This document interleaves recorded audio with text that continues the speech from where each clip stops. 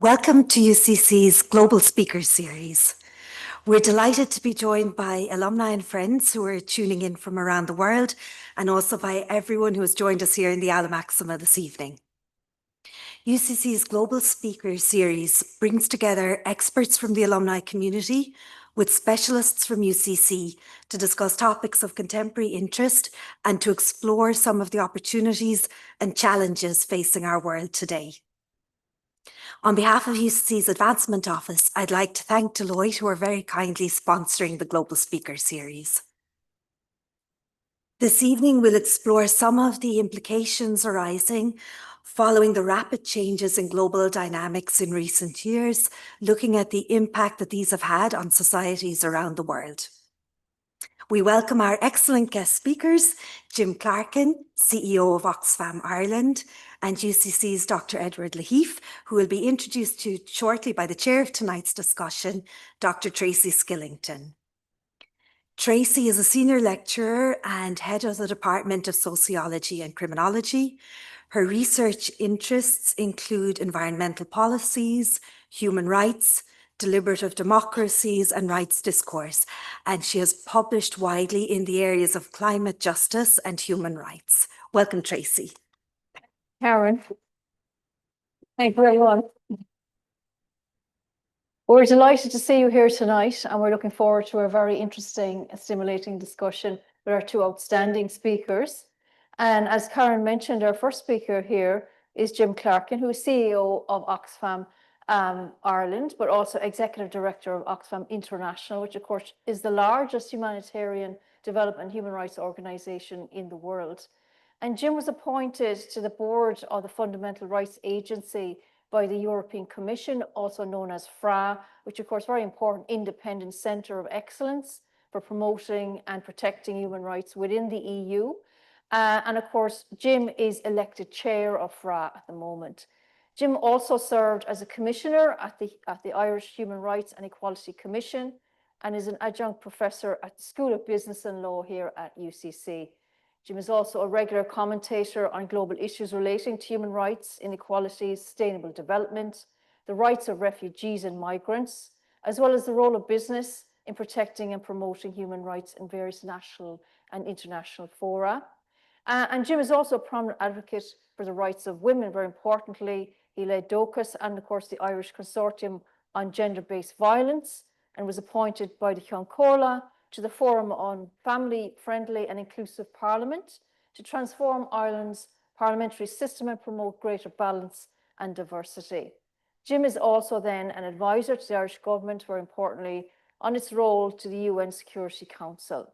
And our second speaker tonight is, of course, Dr. Edward Lahiff, of course, who is a senior lecturer in international development in the Department of Food, Business and Development here at UCC. And Edward holds an MA in Development Studies from the University of Manchester and a PhD in Development Studies from the University of London, and has, of course, published extensively on land reform, rural livelihoods and natural resources in the Global South. Edward is also, his current research focuses on agriculture and nutrition linkages in Ethiopia, small-scale farming in Kenya, and social inclusion in Vietnam.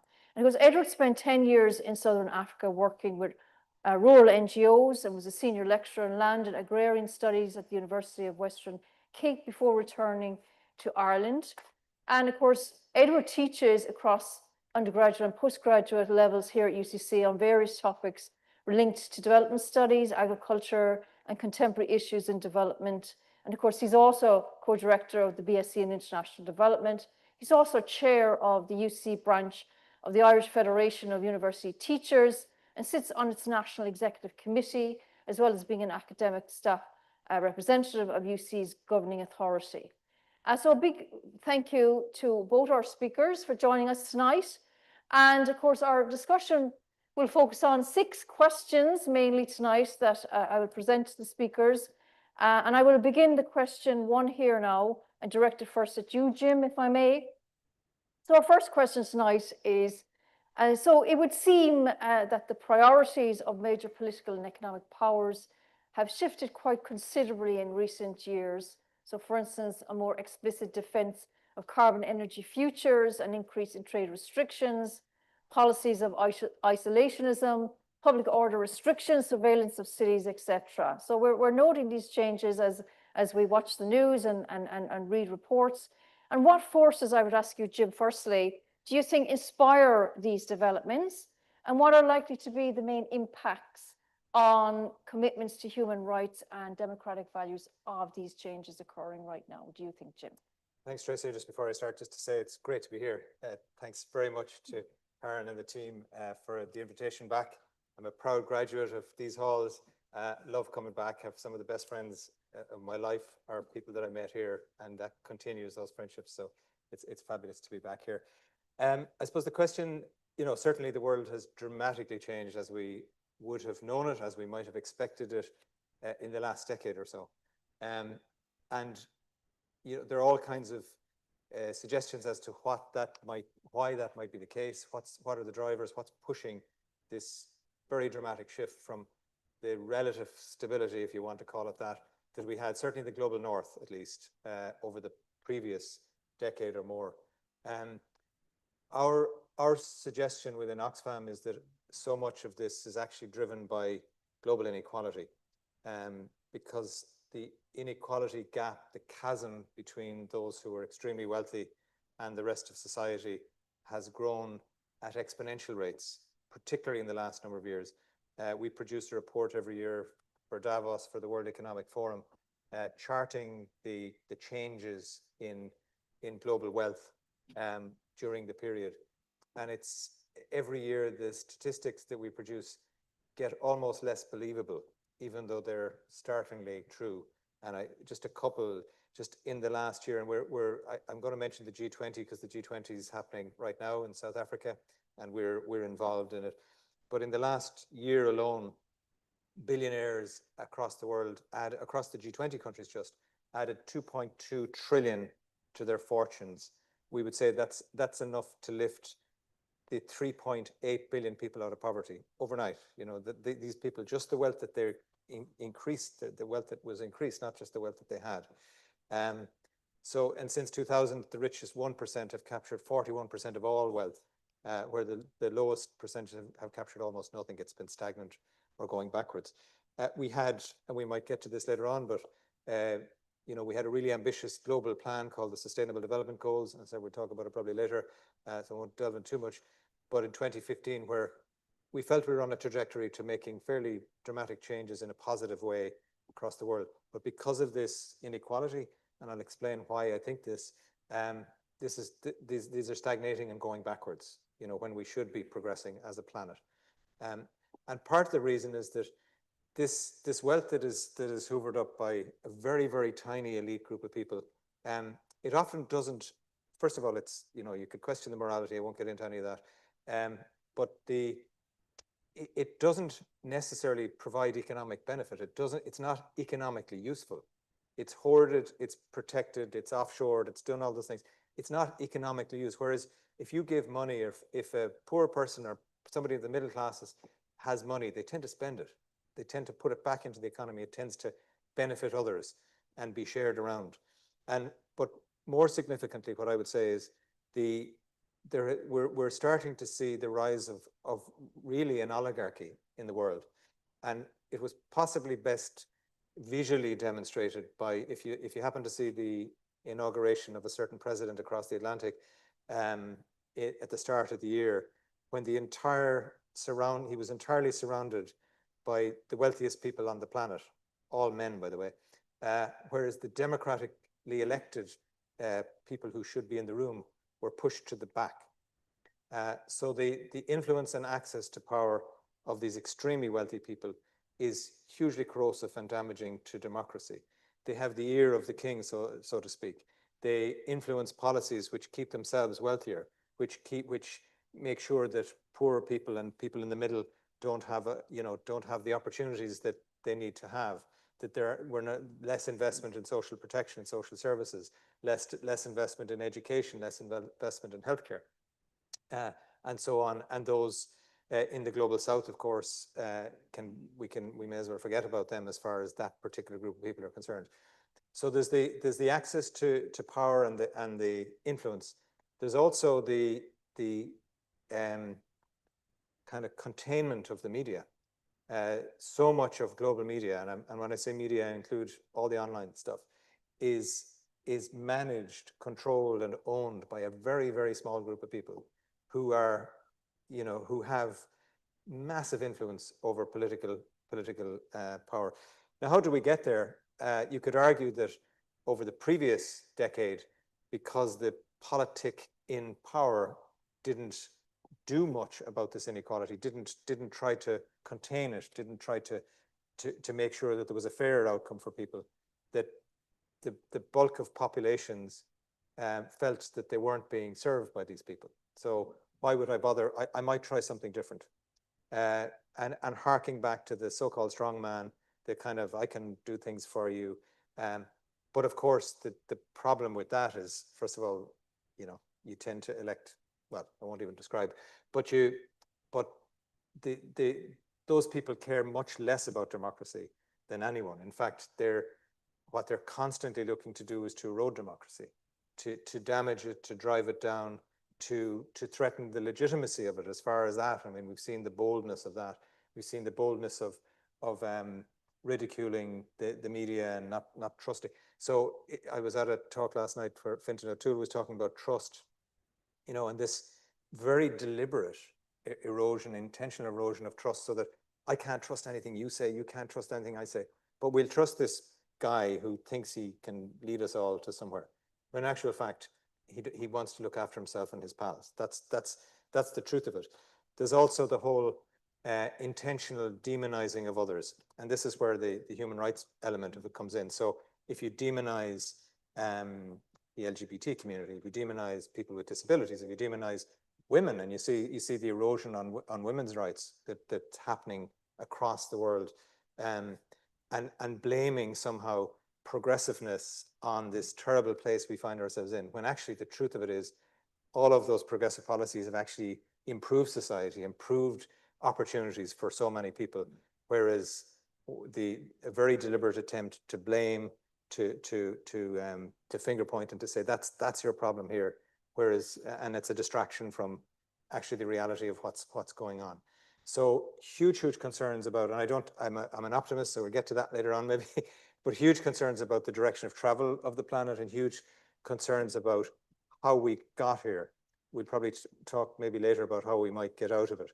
But certainly we would see that gross inequality as a massive driver, particularly if you feel that the system has not worked for you. Why would you trust the system? Try another system. And the system has, is more maligned and actually isn't democratic at all. So that's the direction of travel, unfortunately, in many countries. And then there's a contagion because the most powerful country in the world has decided to go this route. Others are seeing that this might be something for them too, and it's a race to the bottom. So that's the negative part. There's one other final thing, I suppose, is just to talk about militarization at this point, maybe if I may. The other very worrying issue is the global militarization, and again, driven by the need to feed that huge machine, that really wealthy machine of the military kind of complex.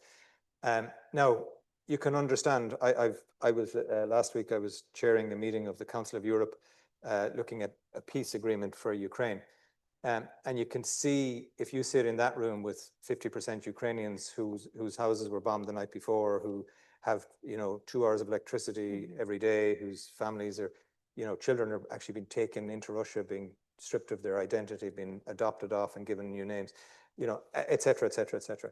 You can see, if you live in that part of the world, why militarization is important to you. And you can see, if you live across that whole flank of Eastern Europe, why it matters. But it's not the answer either. And just one final thing, I mean, when you see a country like the UK, where as part of their commitment to being part of that club, they're talking about spending 5% of their GDP on the military. They will spend more on military than they do on education. That, to me, tells it in its most stark contrast, and the danger of that. Absolutely. Thanks, Jim. Edward, would you give your answer, please, on that? Well, difficult to follow that. It's a Very very- comprehensive overview. Thanks, Jim. And I'm really glad you foregrounded inequality as such a central part of everything we're talking about. And of course, as you've alluded to, and we all know, it's not just economic inequality, but inequality between countries, within countries, inequalities along lines of race, gender, ethnicity. And we certainly see an amplification of these around the world as part of the problem that you've so eloquently set out. I suppose originally as a history student, I tend to go back a little bit, take a long run into these things. And the changes that you both refer to, they're certainly very serious, and for me are symptomatic of a deeper crisis at multiple levels. And I would pick out maybe 3 or 4 key vectors that have been with us for a while and will continue. The first one is, I suppose, the process of globalization and free trade, which has been running now for perhaps since the 1980s, and was certainly an attempt to, it was driven by the West, I suppose, which we were a part, in its own interest. But we now find ourselves outcompeted by China on almost every indicator. And the wholesale destruction of American manufacturing industry in particular, and the impoverishment and marginalization of much of the American working class is part of the problem, along with, as Jim says, the empowerment of a small group of oligarchs who are pushing back with tariffs, other regressive policies, and a narrative suggests that, oh, it's actually foreigners are responsible for all of your problems. The second one I would describe as our long love affair with oil, which has destabilized the entire Middle East over the last 70 years and given rise to authoritarian and repressive regimes of various hues. The genocidal war of Israel on Gaza is the latest manifestation of that. And equally horrific conflicts we see in Sudan and Yemen can be added to that list. The third one, I suppose in historic terms, is the Western efforts to contain Russia after the fall of the Soviet Union. First of all, in pursuit of a unipolar world, when America declared, or perhaps that it had effectively won the Cold War. First of all, this was economic through things like shock therapy, but later it was military through the expansion, the aggressive expansion of NATO. Now, Russia's brutal attack on Ukraine must be seen in that context and as a consequence of the West's attempts to create this unipolar world, with, unfortunately, as Jim says, the people of Ukraine being the meat in the sandwich and paying the highest price for this, at least for the present. And the fourth one, which you've alluded to as well, Jim, is for me, the rise of a deeply anti-democratic social media. And by that, I don't mean the people who are on social media. I mean social media itself. To quote Marshall McLuhan, the medium is the message. Social media, for me, is a deeply, deeply anti-democratic force, and we're only beginning to see some of those consequences. So it is the accumulation of these and other related processes, I think, that have brought us to the current impasse, where forces of authoritarianism and ultranationalism are increasingly being proposed as solutions. All of this is highly detrimental to human rights and democratic values. We've been here before in Europe, and it's our shared responsibility, I think, that we don't repeat the mistakes of the past. It's an open question for me whether the moderate and progressive forces across the world, the silent majority, if you like, can find their voice and reclaim the public realm from those glorifying racism, hatred, nationalism, and extreme violence. Thanks. Very good. That's excellent. And just to say in relation to that, I mean, I agree completely with what you're saying. And I suppose for me personally, I'm very interested in your thoughts on the carbon economy and how that is advancing through militarization and anti-democratic tendencies, and of course how that facilitates the continuity of fossil fuel economies, but also not just a defensive territory, but a new ideological component, a more defiant anti-democratic stance in relation to what elites want in terms of climate futures, but also economic and military futures. So I agree completely with and the arguments you raise are very important, and hopefully the audience will pick up on those arguments raised later. So we move on now to the second question, and I'll start with you, Edward, this time. So earlier this week, the UK government announced its plans to introduce a series of far-reaching changes in UK asylum system, as you know, including the possible end of the permanent status of refugees, longer delays in granting permanent settlement to asylum applicants, a restriction of the relevance of the right of family in favour of the, quote, the British expectations of the peoples, and these are amongst other stipulations. Can you please give us a sense, Edward, first, your perspective on the implications of these developments and those occurring more generally, in light of the fact, of course, that the numbers displaced globally, according to the UN, has now reached 123.2 million in 2025. So if you could just give us some thoughts on that there. Indeed, Tracy, it's a huge issue. And going back to your previous point of the carbon section, I certainly feel that the climate and carbon is our next great battlefield, if we don't overuse that term, and I'm sure we can maybe come back to that.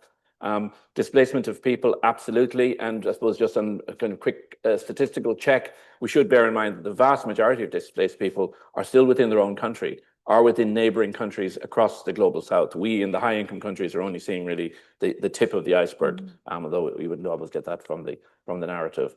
But going to your question, first I would say we need to focus on the root causes of migration. And these are clearly conflict, lack of economic opportunity, particularly lack of employment, and climate change. Addressing these has been the long run goal of international development, those working in that area, and this will have to continue to be addressed if we're to find just and equitable solutions to migration. But it can't be a question of simply stopping migration. That's not going to happen. Migration has been a central theme of our own history here in Ireland for the last 200 years, and we must now prepare ourselves for a much more mobile, interdependent, and multicultural world. This is a huge challenge for the high-income countries of Europe, North America. Australia has been in the news recently, and responses have varied from the more, dare I say, progressive or the more permissive approaches, perhaps under Biden and Angela Merkel, to the more fortress mentality of Farage, of Trump, and now is increasingly and disappointingly Starmer in the UK as well. I would say that we in the West are currently in the knee-jerk phase, driven on by extreme and opportunistic reactions by actors that have not previously featured prominently in our political system, at least not for a long time. But our mainstream political parties, and especially their leaders, have a heavy responsibility, I think, to counter these narratives, these extreme, hate-filled, and factually incorrect narratives, and create space for more reasonable debates that address these challenges without compromising our underlying values and obligations in terms of human rights and protection of refugees. We have a long way to go to determine what an orderly and humane migration and refugee system for the 21st century actually looks like. How do we manage a higher level of inward migration? How do we cope with greater numbers fleeing violence and persecution? How do we deal with hard cases? And how do we prepare for a very different Ireland in the future? The current policies, in my view, clearly are not working. In Ireland, and they're not working here, and they're not working across the world. We need to have honest and respectful conversations while also asserting our core values, protecting the vulnerable, and defending our democracy from the explosion of intolerance that we see around us. Okay, thank you, Edward. And Jim, can I ask you the same question? Yeah, thanks, Tracy. And I have to agree with everything that Edward said. I suppose you started with the UK. And, you know, it's hugely disappointing, but not altogether surprising, the direction of travel. And again, it links to what I was talking about earlier, blaming the other, you know. So the migrant has taken your job. The migrant has taken your energy. The truth of it is UK governments consistently over a generation have been gutting the NHS, they've been gutting the education system, they've been gutting social support. It has nothing to do with people coming in and out of the country at all, but yet this is the target. And the fear that you have is that clearly the current government are just pandering to the fear that they have on the right. If we know anything from history, it's that pandering to the right doesn't make it go away. It just drags you further to the right. Margaret Thatcher, who I would never quote generally, once asked what was her greatest achievement. And she said, this will surprise you, she said New Labour, because she believed that she dragged Labour so far to the right. Anyway, you can decide whether that's accurate or not, but it was interesting. But that point that you will never satisfy those extremes, so you've got to confront them, and you've got to, as Edward said, you've got to stand over the values that you want to have as a society. And back to looking at why people are on the move, and it was great that you mentioned the fact that the vast majority of people who are fleeing are either in their own country. There's 5.6 million IDPs in Ukraine, or they're in a neighboring country. Lebanon has the highest percentage of refugees in the world. Lebanon's much smaller than Ireland. They have over kind of 1.5 million refugees that they're supporting. So what we describe as a crisis in this part of the world, in the wealthiest part of the world, isn't really a crisis, but we've decided to make it one. And the way Europe's response particularly has been incredibly disappointing. When you see what's happening on the Belarus-Poland border, when you see essentially not dissimilar to American tactics used in Poland, when you see essentially, the locking up of people in Greece on the islands, which is completely contrary to European norms and laws, by the way. So that is hugely problematic. But the bit that probably is even more, or not even more, is hugely frustrating and kind of ridiculous in all of this, is the lack of understanding of the fact that migration has always happened. It will always happen. We will always move. Since we learned how to walk, we moved. But the benefits that migration brings to a place is multifold. Like, we know this. I mean, the US is as powerful as it is because it is a country of migrants, because ideas and energies came from all over the world that created this thing. And we know also in this part of the world that we're an aging population. We're a population that's lacking in certain skills. We, just as an example, in Ireland, we have a massive housing shortage, and we don't have the skills to build houses fast enough. We have a massive need for professional medical professionals who are coming in here, who are doing essential work that we couldn't. I had the misfortune of having to spend some time in hospital a while ago, and I think the vast majority of people that cared for me incredibly professionally and very kindly were not born in Ireland, and that's the reality of medical systems all over the world. So it's extremely short-sighted. It is deliberately part of that intention to kind of to target others and to avoid the real problems that we have, the real issue, and look to find that thing. So we just need to, as Edward says, we need to be robust. Now, let's not pretend there isn't a problem either. There's an issue. There's an electoral issue. It's becoming an issue here in Ireland. We have an issue in Europe because there are very few safe routes to come to Europe and to seek asylum. The Mediterranean is the most dangerous border crossing in the world. Thousands of people drowned every year. It becomes so normal that I can say that, and nobody even myself, think that's just a statistic. Thousands of people every year drown in the Mediterranean because they're trying to seek refuge.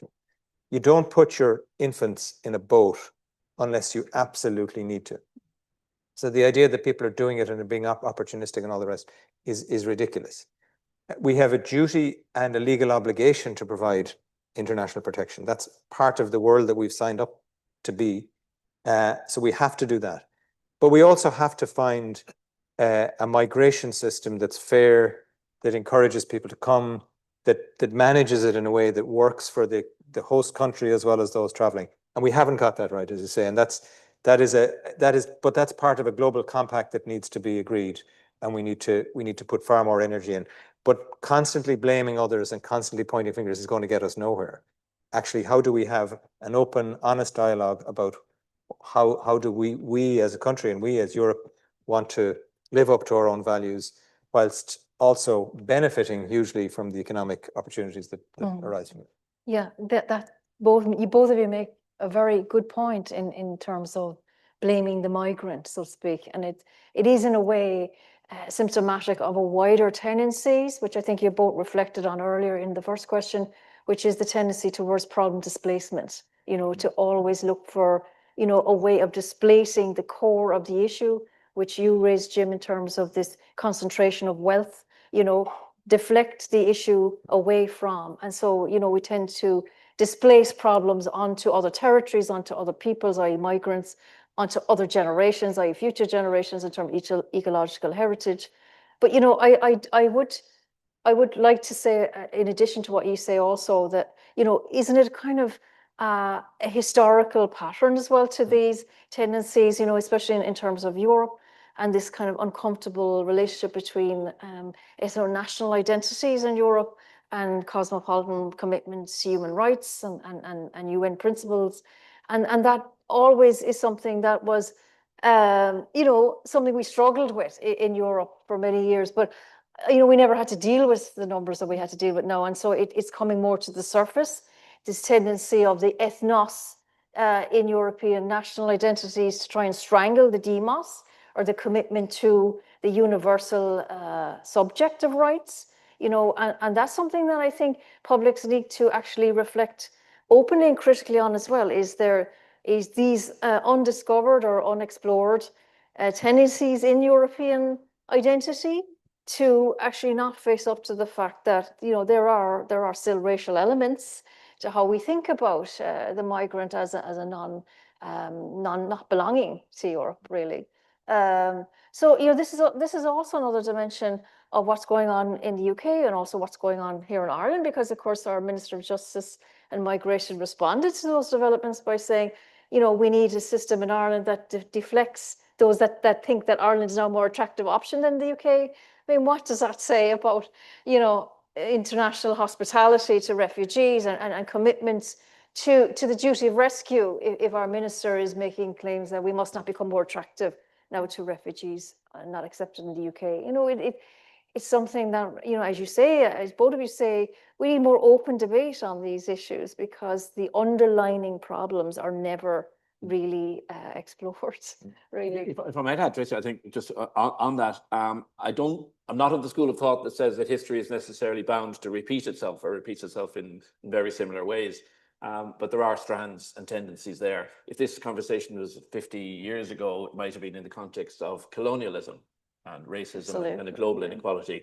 Now we've kind of moved on from that, but some of the, as you say, some of the same issues driven by the very inequalities, and also greater global mobility, greater communication, and a lot of unique factors that are unique to the current day are giving us what maybe appear like some old issues, but in very new forms. And so it's good to understand that historical genesis, but also what are the particular factors that are driving that today and how they can. Can I just add to that, because we would argue that colonialization isn't over. In fact, yes, I didn't get that impression. No, I know you weren't, but that historic, because it just has a new shape and a new color to it. So when you think about global economic power, you know, and it's an extractive thing from the global south to the global north, and we've written about this, and we use the words colonization in Ireland. You have to tread terribly carefully, as we all know.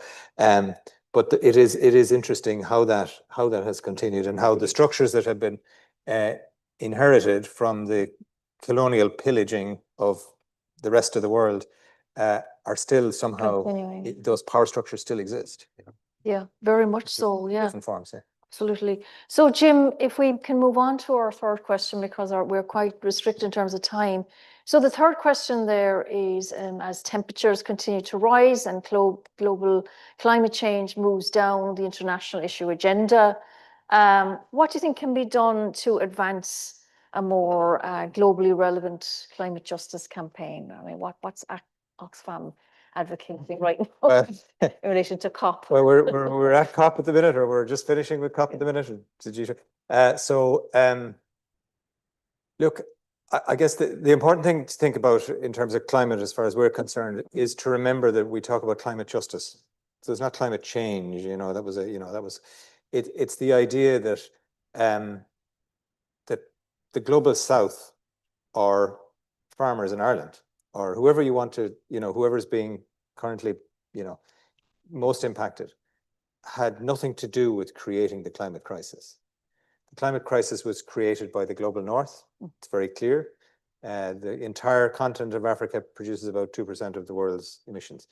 I was in Zambia and Zimbabwe a few months ago, and I was speaking with the minister for energy, and we were talking about climate impacts and about the energy trajectories, and you talked about carbon futures and all that earlier. And he said something to me which really appalled me and shocked me. Zambia is a country that has deliberately developed its economic structures and its energy around hydropower, because they have the huge rivers passing through and the falls and all the rest. But because for the first time in history, the rivers have slowed down because the rain isn't there, or it's not predictable and so on, they're starting to dig for coal. They had left the coal in the ground, unlike us and everybody else, because they thought this was the right thing to do. These are people who had nothing to do with creating the crisis that is stopping the rain from coming, and now have to. So this horrible cycle that's kind of being pushed. I suppose we have to. I suppose that's a segue into the point that we have to have the voices of those who are most impacted in the room to make those decisions. It can't be decided. COP had more lobbyists from the oil and gas industry than it had civil society. There's still an incredible addiction, as Edward talked about earlier on, to oil, to gas, because it's familiar, it's easy, you take it out of the ground, you use it, instead of this abundant opportunity that we have for renewables. And we have here, and this sort of disappointing kind of idea that we have never thought about the moonshot, for energy as a planet or as a country, that, hey, it would take sacrifices in other things perhaps, but we could transform the future of energy in the world if we really went for it. But of course, really going for it means, reducing, all the support and so on to the oil and gas industry, and moving away from that and moving to a more democratic energy source that can be used by everybody. So, but we don't have a choice. Sometimes the climate talks are very unfortunate because they're like an economic kind of discussion, where you can't trade these things over and back. There is only so much of this. There's only so much carbon we can burn before we knock the Earth over its tipping point. So there has to be far more energy around that, and we have to be seriously talking about economies that are based on renewables, and rethinking the economic model, and not just focusing on carbon accounting, but looking at the kind of opportunities that are there. And I think some parts of the world are already ahead there. Ireland could be, but it feels we're not great at making stuff here, as we know. We're not great at building. It takes a long time. And how could we be more ambitious? How could we say, look, this is what the next 50 years could look like. This is where we could be, and this is where the world needs to be. So I think there's, with all the distractions and of course the deniers and all that kind of the kind of crazy kind of talk that goes on, I think nobody in this room is in any doubt about what is happening in terms of the climate. It has been happening. Ireland, the Irish presidency of the EU, we might talk about later, but it's happening this year. The last time it happened, we had produced a piece for RTE about the impact of climate change in 2013, the real and live impact right then. This has been going on for a long, long time for some places. We're feeling it really harshly enough now. You see what's happening in Europe, thousands of people dying because of heat, flooding, etc., etc. So it's not going away, going to go away. It's urgent. It is the biggest single issue on the planet, even though it feels like it's way down the list. And I think it's one of the things that obviously it requires political leadership, and the political leadership tends to push it back onto population and say, well, you need to recycle more, and you need to walk more, and you need to take the bike and do it. Of course, we all need to do these things for sure. But it's political decisions that will make the real difference.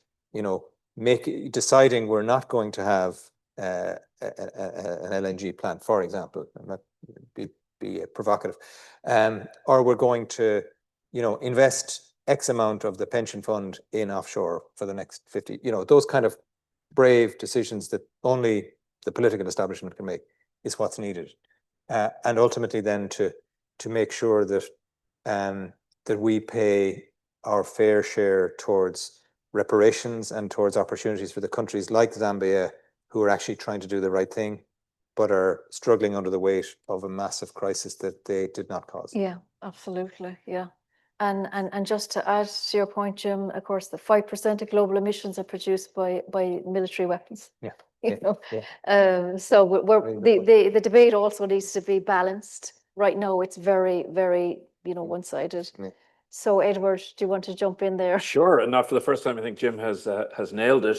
Climate is undoubtedly the challenge of our time. I like the moonshot analogy, maybe a little bit, but it is undoubtedly the challenge of this generation, and I think the generation ahead.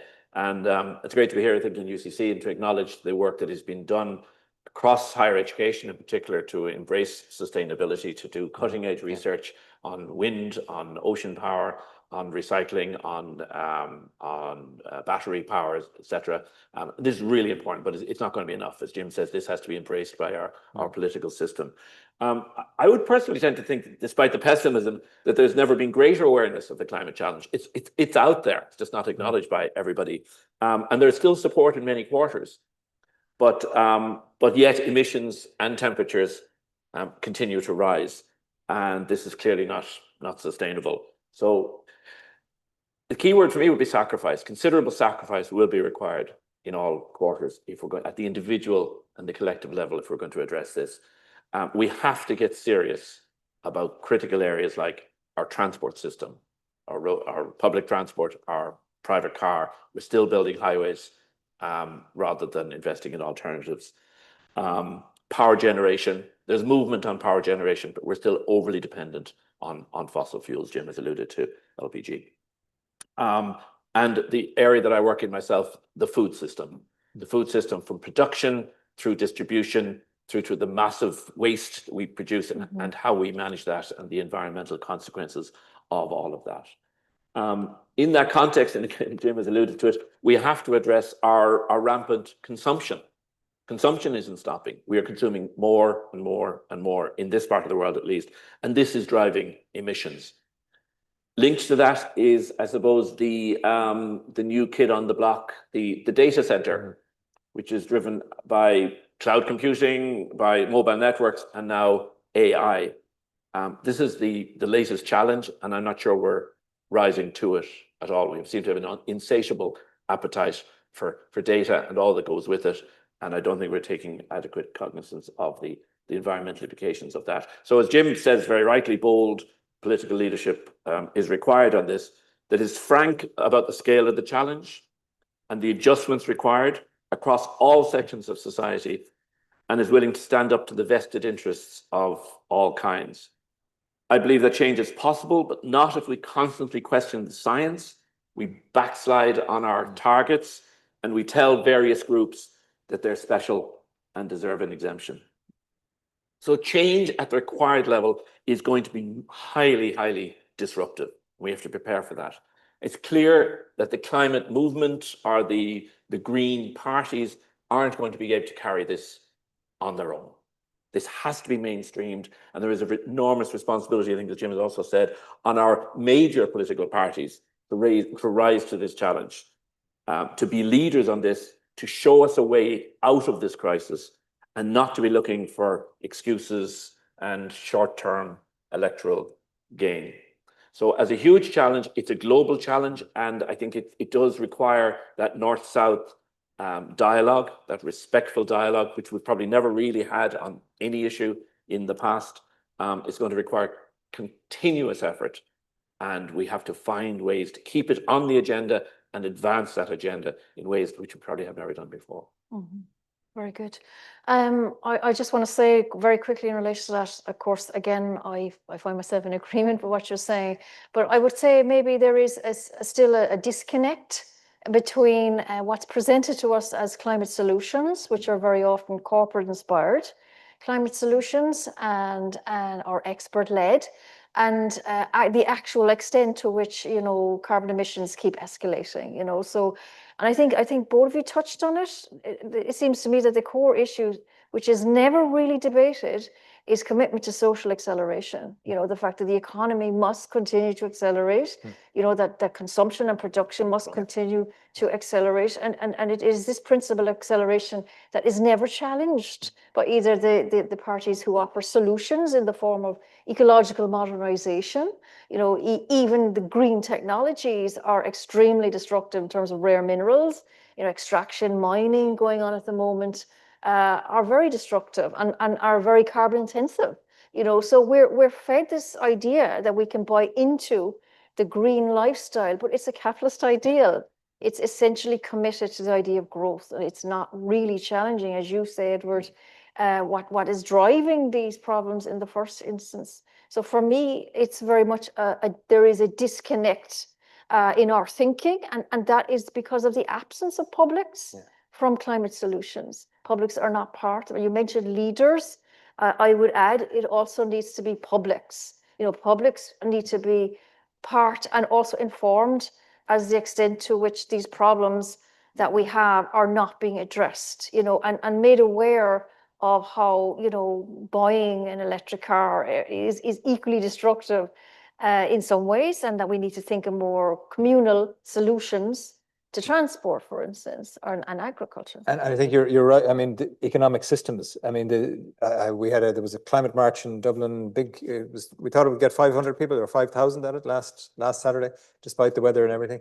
And one of the chants was systems change, not climate change. So and I thought it's powerful, and I think I think there's a tendency to dismiss these ideas as being crackpot or loony left or whatever way you want to, you know, pigeonhole these things. But the truth of it is, you can't consume your way to a solution. Like the resources are finite. We know this. Everybody knows this. So, you know, they're going to run out. So what is an alternative economy? And this isn't anti-economics. It's actually pro, you know, a positive economics that works for society, that's sustainable, that actually we can live with for the next thousands of years, or certainly the next 50 and 100, and let somebody else sort it out after that. Yeah, so maybe the public or the audience can pick that up in a minute. So can I go through? Can I go on with question 4? Okay, so Jim, we'll move on to question 4 there quickly. So, what do you perceive as the main challenges facing the United Nations and its historical commitments to multilateral responses to the type of issues we've been discussing here tonight, and in particular the increasing importance of aid distribution? So, you know, as an expert in that field, what would you imagine are the challenges? Yeah, multilateralism is under threat. I think everybody would acknowledge that. But it's not dead, and I think we need to acknowledge that first. I think there's a tendency in some quarters to assume that it's done. We've had our moment, and now we need to just go back into our own little shell and worry about ourselves. And it's also important to acknowledge the successes of multilateralism. I mean, the UNFCCC, the whole climate kind of dialogue would not have happened without the UN. We wouldn't have had the WHO with everything that has been done in terms of vaccines and in terms of transformation of global health over the last 50 years. We wouldn't have had the UNDP. We wouldn't have had the UN human rights. We wouldn't have had UN protection of refugees. Massive positive impact that the UN and the multilateral system has delivered on, and continues to do so. So, you know, it's desperately flawed, as any massive global organization is bound to be, but it's done a lot of really good things. and it's too easy to blame it all on one particular thing, or, and find a weak point and then use that. I think probably the sharpest focus of failure for me in the UN is the Security Council itself. So since 2014, it has voted down 30 resolutions that could have helped to advance peace in places like Palestine, in places like Sudan, in Ukraine, etc. Because the system itself is flawed. You have 5 permanent members who are there as a legacy of the establishment of the UN, of the post-World War II order, and then you have the Bretton Woods organizations, the IMF and the World Bank, all historically, run by, dare I say, northern white people, for want of a provocative way of describing it. And I mean that, and then China. So, that's a nonsense in the 21st century when you think, first of all, you think of the world's population and who should be represented, but also the way that it holds power and the way that it prevents things from progressing. So there is a reform agenda. It needs to be accelerated. We need to remember that we have a General Assembly of every country in the world that has a voice in there. So we need to absolutely transform the Security Council itself. You can't have a member of the Security Council who can veto a peace resolution about a country they have invaded. I mean, it's a nonsense when you think about it. So we have to look to change that. But we also need to remember that the solutions to the world's problems, including climate, but many others, will not come with any one country, even a big, powerful country working on their own. It's just not possible. So the only way we can progress is through multilateralism. Yeah. Smaller countries like Ireland have massively benefited. Our membership of the EU, our membership of the UN, our engagement in our space, that it gives an opportunity to have an outsized influence. And Ireland, to be fair, performs rather well generally, but in a positive way in the world stage. So it's not about dismissing or reducing or giving up on. It's about reinforcing. It's about, and I guess telling the story of how it can work, how it has worked. I mean, the SDGs you mentioned earlier on, and UCC is a fantastic advocate of the Sustainable Development Goals. I was there when it was signed, and it was written by an Irishman. I mean, you know that, David Donoghue was the pen holder. It's one of the finest pieces of international, not legislation, but whatever you want to describe it as, that has ever been written in terms of its ambition and where it can go. And we have to continue to support these ideas and these kind of visionary ways of seeing what can be done, rather than saying what hasn't been done, or Absolutely. Edward, can we have your opinion on for sure? As I think I've made clear by now, I believe the kind of the global order, post-war order, is in crisis, and the multilateralism is the latest manifestation of that. It's been a while coming. I won't speak about the Security Council, as Jim has covered it, but that has been, I suppose, a problem since the Cold War, since its inception. But multilateralism, apart from the big military issues, has had its great achievements, as Jim has outlined, and that's important to bear in mind. But this crisis has been coming for a while. The refugee crisis from 2015 challenged a lot of our thinking on aid and development. The war in Ukraine has seen a pivot towards military, but also a rediversion of aid towards the humanitarian situation. The long-run antagonism of the members of the Republican Party in the United States on progressive social issues, and they've had the UN in their sights for a very long time. These have all paved the way for a retreat from the system of international cooperation that has prevailed over the last 50 years or so. And at the risk of self-congratulation, I would emphasize, however, that Ireland stands out for its commitments to its spending on international development. When others are in retreat, Ireland increases its commitment year on year. And I think if we can hold our head up with any of them when it comes to UN peacekeeping and being a player in those, often well above our weight band. I should say that I think nothing prepared us for the attack on US aid in January. US aid, whatever we might say about American foreign policy in general, US aid is by far, was the biggest donor in the world, a really important donor, and across many critical areas. Think about maternal health, child vaccinations, human rights. And I think the attack on this was no accident. It wasn't just ideological, they don't like children or they don't like women living longer. This was largely, to me, for domestic consumption and needs to be seen in the context of a deteriorating kind of political discourse. It sends a very strong message that the social justice, compassion, fairness, decency are no longer on the agenda. I think every would-be dictator needs their show of force, needs their overt violence, their troops on the street, their attacks on soft targets and imaginary villains. And this feeds into that rhetoric, sending strong messages that if we're capable of doing this, we're kind of capable of doing anything. You should all be very worried about what's going to come next.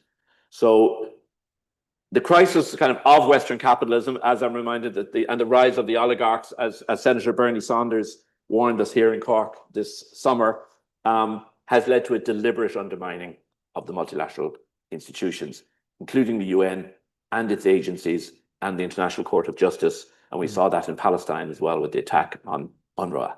Having hollowed out their own democracies, they are now, I think, taking aim at the only credible institutions, blocking their path of ultranationalism, aggression, and accumulation. So we should be very worried about what's happening, I think, in that space. Yeah, I mean, is this kind of part of an anti-globalism movement? Is this part of authoritarian far-right thinking that is, you know, having this or using its power to counteract internationalization of law, you know, the internationalization of social responsibility? Is it part of a wider ideological movement, or is it just specific to power states? Do you think either of you? I can say very briefly, I think it is in part, yes, but it is also opportunistic. I think those same forces would have rallied behind globalization while it was to their interest. Now that I think some of those aspects have run their course, we've seen a dramatic switch in tack. Right. And so I don't think it's necessarily built in, but it is recurring in very frightening ways. But again, it's, you know, typical of these things, it hasn't been thought through because the US, and we speak specifically to the US, the three legs of the US foreign policy were defense, diplomacy, and development. So you take one of those legs out, and what kind of a stool are you sitting on? You know, it has always been, and they do this out of self-interest, like a lot of countries. I mean, I'm not saying, you know, to be honest, I don't really mind as long as it's done. The support is there, and as rightly been said, gutting that has had massive waves across the world. Like, many people will die because of that. Many people will have much less livable lives and much more challenges. But it is again, you know, putting our, inverted commas, putting ourselves first, even though in the long run it will not do that. It will actually exacerbate conflict. It will exacerbate migration. It'll exacerbate time. It'll do all the things that will make things worse. In fact, in the medium term and even in the short term for some people. Yeah. Okay, we'll move on to the next question.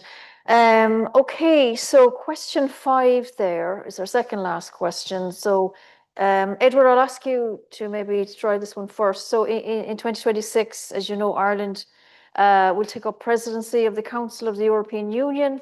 And how do you think might Ireland best use its voice on this platform to address these kind of issues that are of major concern to us today?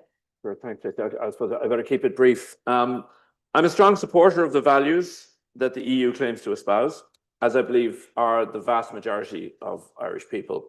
And as a small nation with a relatively stable centralist politics and a history of neutrality, I think we are well positioned to show leadership on the big challenges facing us. And we've mentioned many of these already. I would enumerate them as a radically transformed migration policy for Europe. I think we can be a voice on that.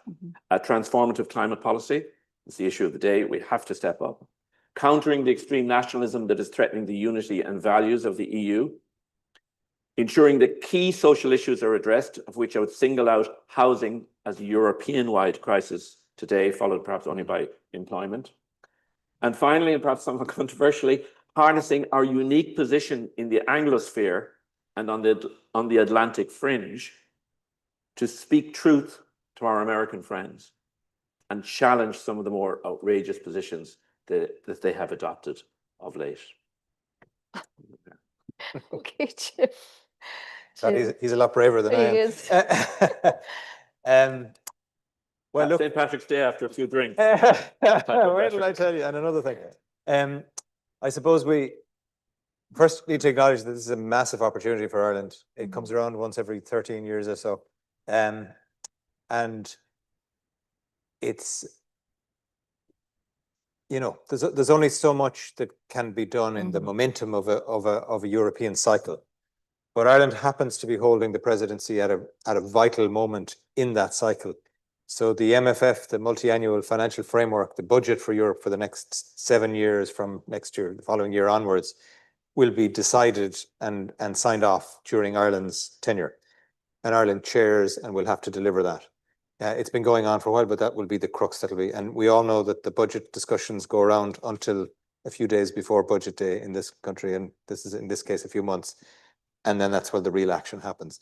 So Ireland can play a really important role in that. First of all, I think Ireland's good at this stuff, to be honest. I think we're good. We're regarded as safe, as progressive, as, honorable, and not overhyping ourselves, but I think in the European context, I think we have a lot of credibility and are pretty good at carrying these things off.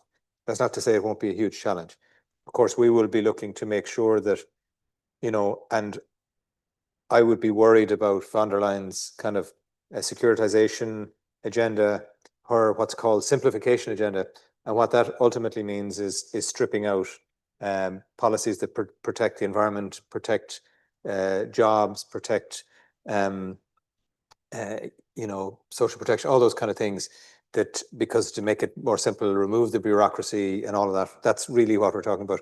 We've seen just in the last few weeks the stripping out of the what is called the Corporate Sustainability Due Diligence Directive. Sorry, very long European title, but ultimately about how we're to hold corporates to account for their environmental impact and their social impact. And that has been gutted under her watch. So, these are the kind of things that are the kind of headwinds that are facing, and this is part of the direction that Europe has been traveling in. And Ireland can only do so much, but it can do things.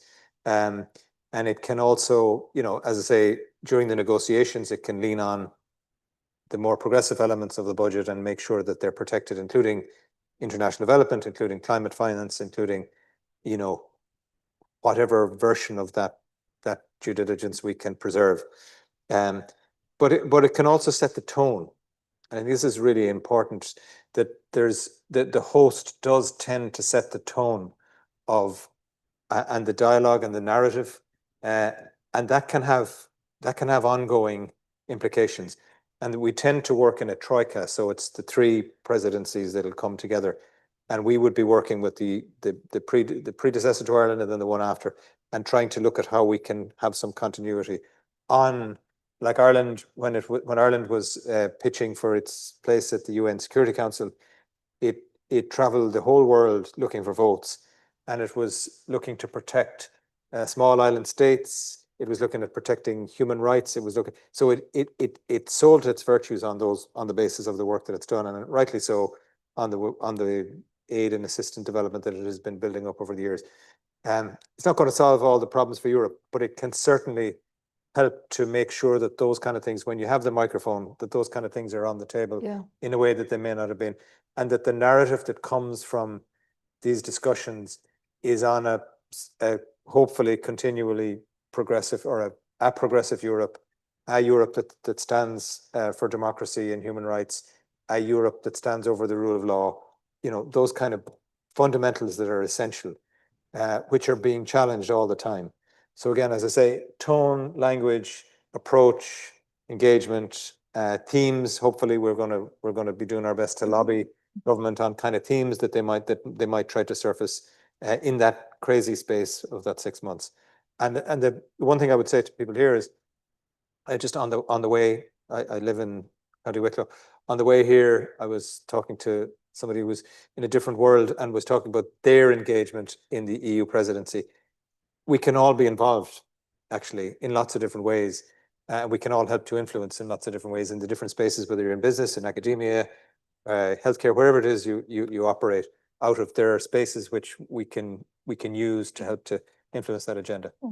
Yeah, I think these are really excellent points. You know, I mean, setting the tone is a really important one in terms of reminding Europe of the need for ethno-national defense, you know, the need to protect against fascist tendencies. And of course, the fact that Europe was founded not just through treaties, but also through battlefields in the fight against fascism, you know, so setting that tone in reminding Europe of its commitments to international law, you know, that's really important. And I think Europe can play a really important role in that, you know, and its commitments, ongoing commitments to peace. So our last question there, Jim, we start with you, we start with Edward, okay. We'll start with you, Edward. What gives you cause for hope, Edward, for the future? What? Anything? The election of Uachtarán Catherine Connolly. I think it's a historic moment, and I think it's the latest in a long series of events that shows, I think, that the Irish people, when given a choice, they can rally around progressive thinking. We see examples of the Good Friday Agreement, our continued support for our NGOs at home and abroad, the experience of the COVID-19 pandemic, the deep societal support for the people of Gaza, and the resilience of our political system to resist the siren calls of the far right.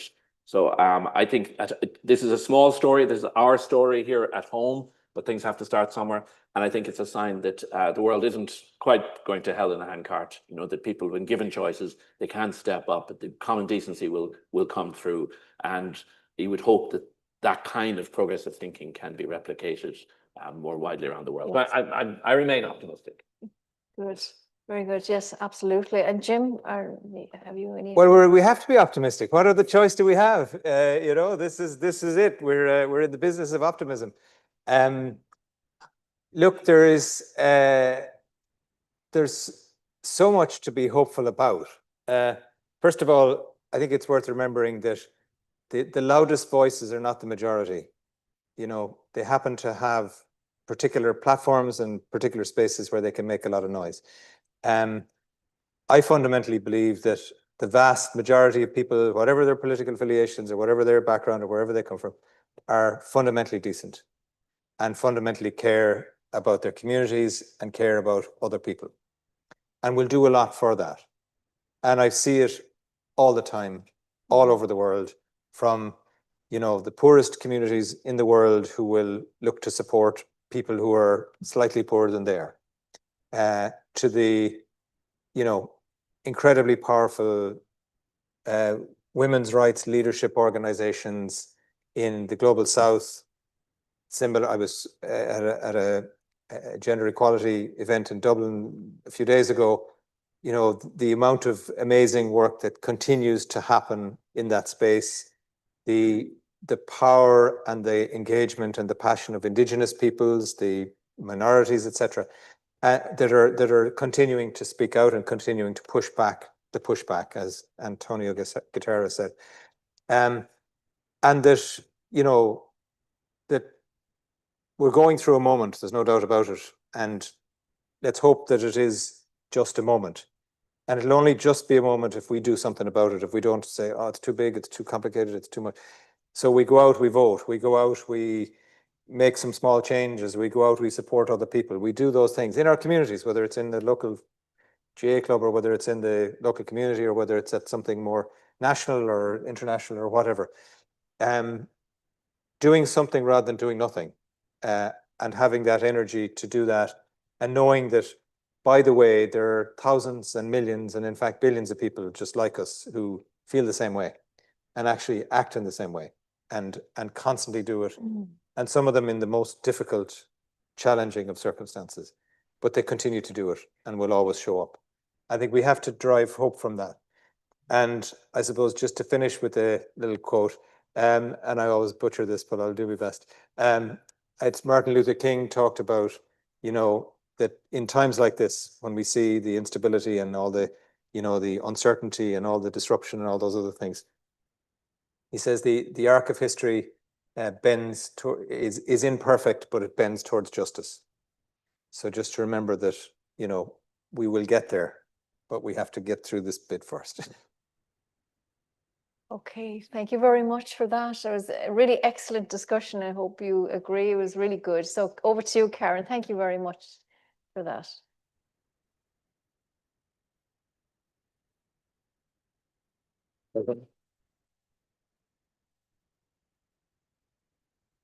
Thank you very much, Tracy, Jim and Edward, for a very interesting and informative discussion tonight. You've covered very many themes and given us a lot to talk about. So thank you for sharing your insights and your expertise. I'd also like to thank everyone who has joined us online from around the world. We wish you a very nice evening and we look forward to seeing you or connecting with you again at the next Global Speakers Series. Thank you.